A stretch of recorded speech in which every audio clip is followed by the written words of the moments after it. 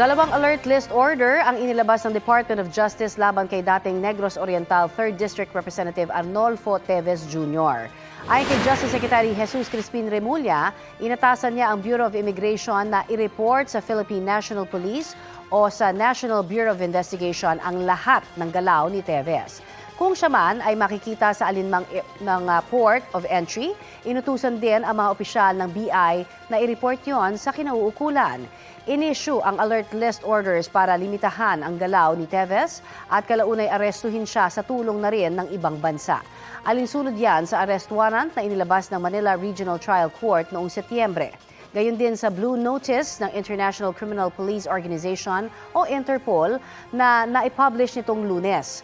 Si Teves ang itinuturong utak sa pagpatay kay Negros Oriental Governor Roel Degamo at siyam na iba pa noong March 2023. Ilang beses nang itinanggi ni Teves ang mga akusasyon sa kanya. Sinusubukan pang kunin ng GMA Integrated News ang pahayag ng kanyang kampo tungkol sa alert list order. Kapuso, para sa mga maiinit na balita, mag-subscribe sa GMA Integrated News sa YouTube. Sa mga kapuso naman abroad, subaybayan nyo kami sa GMA Pinoy TV at sa www.gmanews.tv.